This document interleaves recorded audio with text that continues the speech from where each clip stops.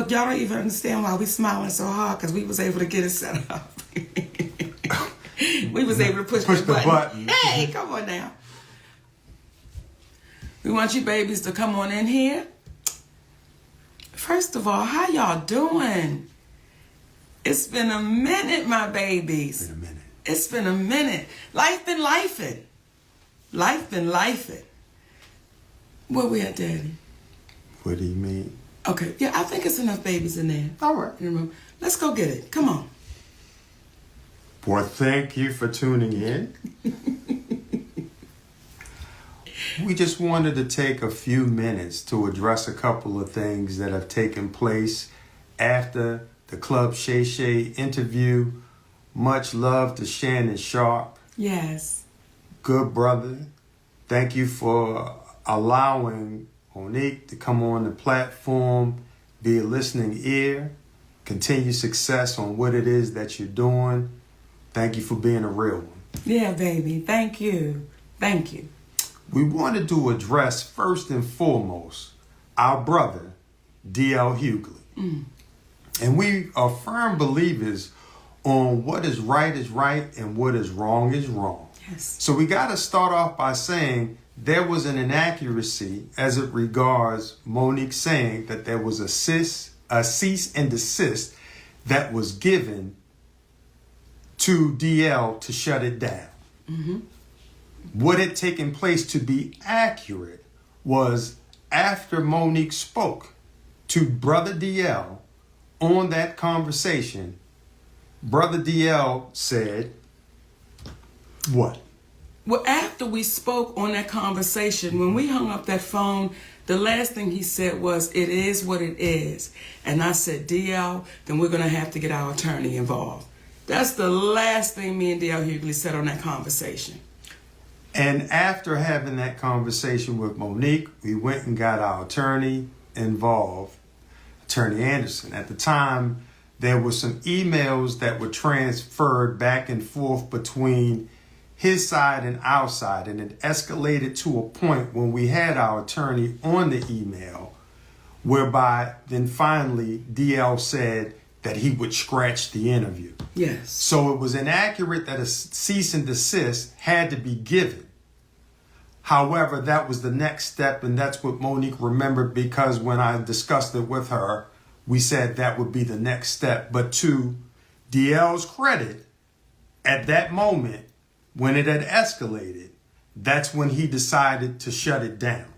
However, that is a bit different from how it seemed to have been communicated, whereby on the phone, they were having a conversation and it was kumbaya. Though he never used those words, kumbaya, It did not end with her being under the impression that this was going to be resolved and shut down. So we wanted to make that clear out of love and respect for Brother DL. And despite all the commentary that he gave, with all the crunches she be doing, the captain's in the front. I do. And I do. tell him. I'm a sneak snacker, baby. And she doesn't sneak when she snacks. Okay. Hey. But nonetheless, we wanted to be clear, because at the end of the day, we black folks in this world of entertainment. And there was a level of harshness in his return that seemed a little bit exaggerated for the moment.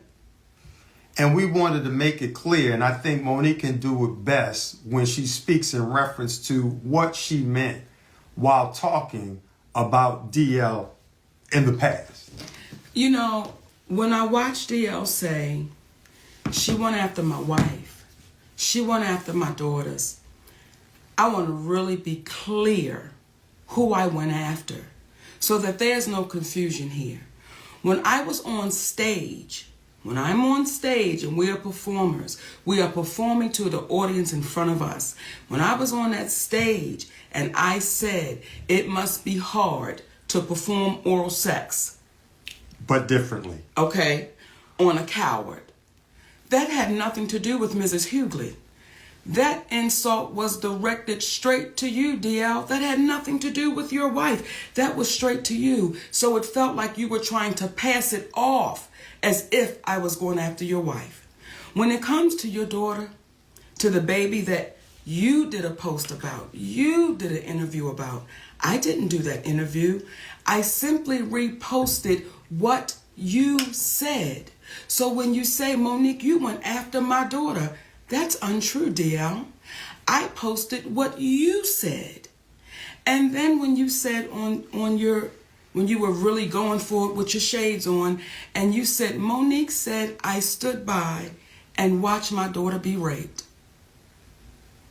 D.L. Hughley, that's your conscience talking to you, brother. I never said that. I never said that. And I want to be a little clear about something else. Never would I try to do anything to harm any of your babies, because we got babies too.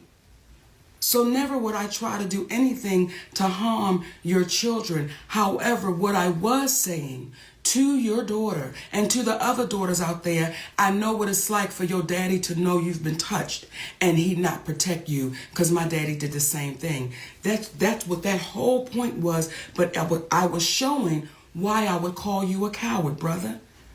I don't think it's brave that you didn't protect your baby. So when I said what I was saying, let me be clear to you, D.L. Hughley, it had nothing to do in reference to your family, and you know that. Now, when you were speaking and you were going off and you said, what did you say? She was so offended by the game we play, but you didn't say what the offense was. And that's the part for me that is disheartening, that you continue to try to trick and smoke and mirror our people. If you're going to say it all the way through. When you say family is sacred, you are absolutely right, baby. You're right. But when you say would my husband rather, and you co-sign your team of people doing that, well, isn't my husband sacred? So you got to be careful in your words, because the very words you use, DL, they're going to come back, and they're coming back to bite you, baby. And what I also said on Club Shay Shay, when I looked in that camera, I said, DL, I love you, brother. And I don't know if you didn't hear that part, but we really do. We love you, brother. And if ever you get courageous enough to want to have a conversation, we're always open to it, because doing that, it shows how our community can get better. When you're wrong, as we have said to you, hey, brother, we apologize on that one. Yeah, incorrect on the cease and desist. And I want to add one more thing. When you spoke in reference to your daughter being a reason why Monique stopped speaking about it, what you don't even understand, out of love for you, See, you can have a problem with your brother, but you're not going to take it out on the kids. And we respected the fact that she tried to defend you, but we got 3 big ass sons that if we were to think about it in the same way that she thought about it, what would that be? But out of love for you, we're not going to go after your child trying to protect the father that she loves. But one could argue, based upon what you said about yourself, had you exhibited the same type of love and protection for your other daughter that your other daughter tried to exhibit towards you, there never would have been the commentary that you made about yourself. And I liken it to Brother Corey Holcomb, who I don't know, but I got a lot of respect for him because I heard him say something in an interview.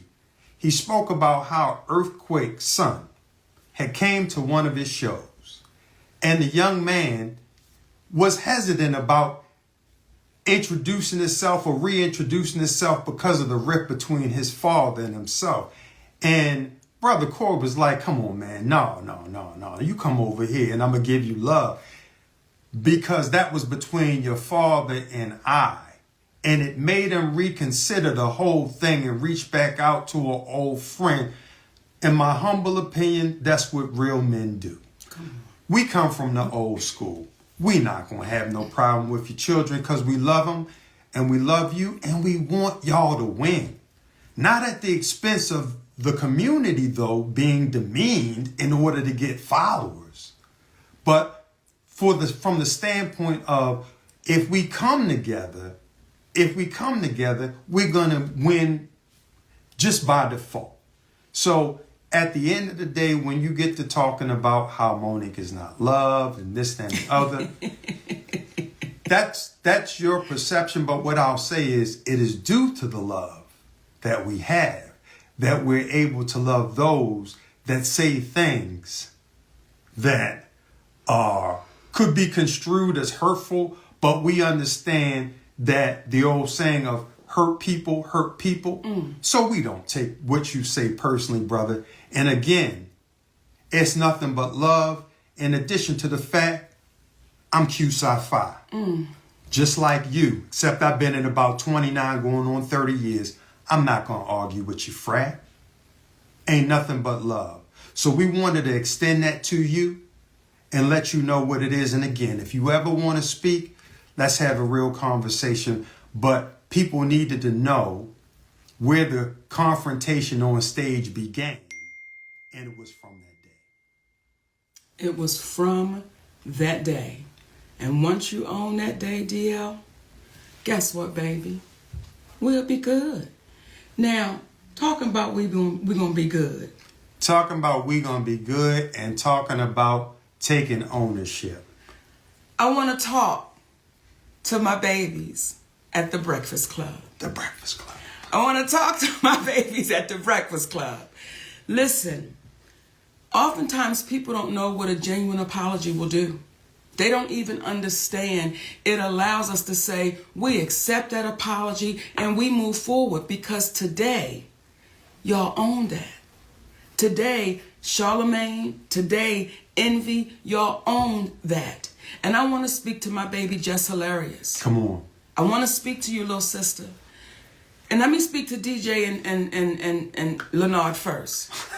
Okay, because I'm not going to do the nicknames. She's a beautiful asset sitting in that seat. Mm-hmm. And she's going to bring something very special to that show. And I know the community is agreeing with what I'm saying right now, because what that sister did when she sat in that seat, she was able to get y'all to see something and understand something that nobody could get you to see for years. For years. And just that baby sitting there with nothing but honesty.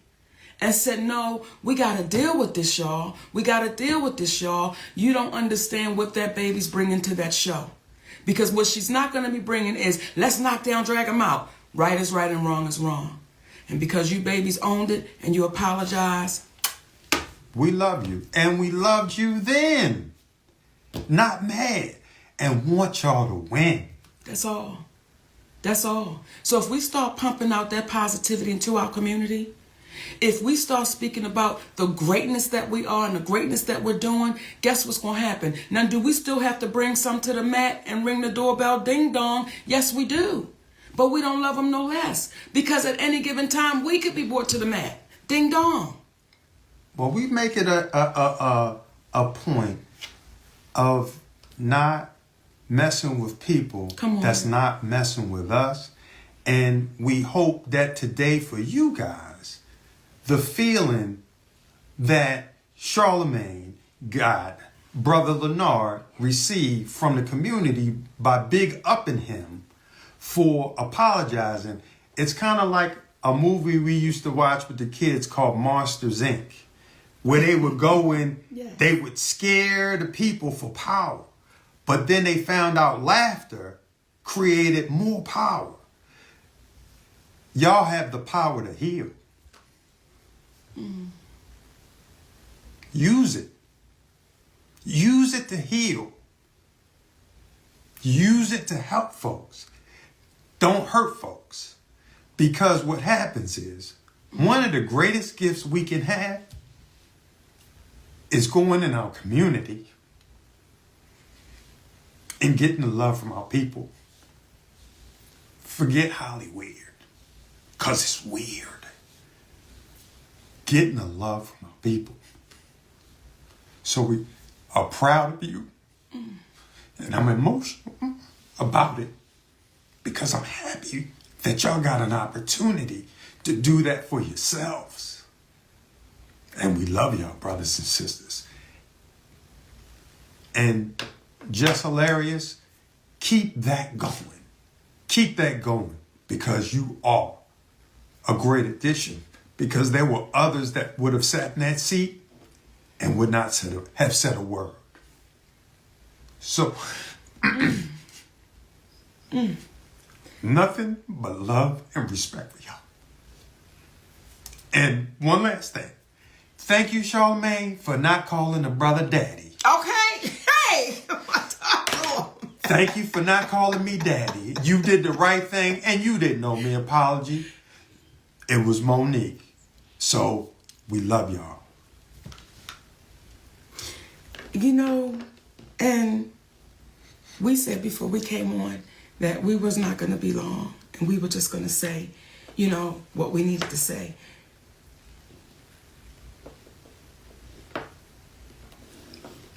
But I want to say to our community, don't give up on us. In terms of our community. Yes. Don't give up. Don't give up on your relationships. Don't give up. Don't give up. Don't give up. Don't give up. You got to keep going and keep pushing and keep standing strong. Don't give up on your love. Please hear me, and I'm talking right to the sisters. Don't give up on your love. Don't give up on that man that's treating you in a way that you ain't never been treated. Don't give up on that man that's loving your babies, and some of them may not even be his. Don't give up on that man that is taking your shit. Or woman. Or woman. And still standing strong with you. Don't give up, y'all. So when people say, why does he have to be there? Because he makes me better. He makes me stronger. He makes me happier. He's made me a better mother, a better wife, a better friend, a better entertainer.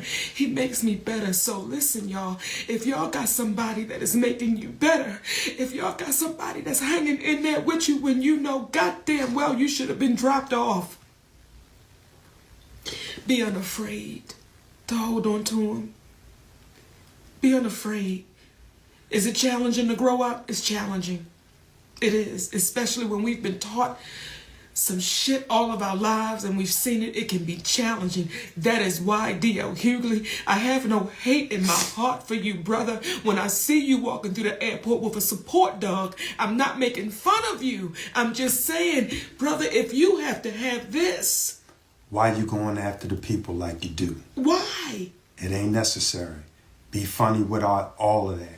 And when we speak about Oprah, when we speak about Tyler, when we speak about CBS, we're not speaking about them to call them out. We're speaking to call them up, because the same way that the Breakfast Club was able to say, I'm sorry, the same way Brother Lee Daniels was able to go across the stage and apologize, the same way that we were able to say, we are sorry, it was inaccurate about the cease and desist, is the same way that Oprah, who teaches master classes, well, sometimes we got to love enough. We got to love the teacher enough to sit them down and say, it's time for you to be a student again. Tyler Perry, it's like, brother, the world heard you on audio saying you were wrong. You cost our family tens of millions of dollars. We don't hate you. We love you because you were trying to do the right thing. But as Gayle King said when she did that interview about Kobe Bryant, certain people suggested that she just stay quiet, but she couldn't. Don't listen to people that tell you to stay quiet when you've done what you weren't supposed to do, when you've done wrong. Speak up, acknowledge it, because it helps us help the community. And guess what? We are only human beings. We are only human beings. And we got to let you know we love you enough, because we know that's all y'all are too. Despite people making y'all think y'all are more than that. That's it, my babies. That's it. And, you know, we have always spoke about when it ain't been fair, but we try to make sure we speak about when it is fair. We try to make sure we speak about when people do say, you know what, let me show you what I'm about. And I want to talk to y'all about our brother, Cat Williams. Now, y'all know that is my fraternal twin brother, non-biological, okay? And I want to tell y'all about my twin brother, Cat Williams, baby. Guess what? I'm going to be joining my brother, my twin brother, Cat Williams, on the Dark Matter Tour. So I'm excited. We are excited. I cannot wait to see y'all, Connecticut. I see y'all tomorrow night with our brother, Cat Williams. Albany, New York with our brother, Cat Williams. And I'll say this too. And I told him this. I said, for as funny and as talented as you are, your heart is far bigger. Real talk. And that brother done touched our community, baby, in ways that he's never even talked about. Those are the real ones. Because as they say, real G's move in silence. Oh. That said. Well, give me a kiss on that one. What you say? My love name, y'all. Oh, I was going to say my name is Monique. Did you tell me they know who you are? I did, Daddy. Okay. Shit, I forgot.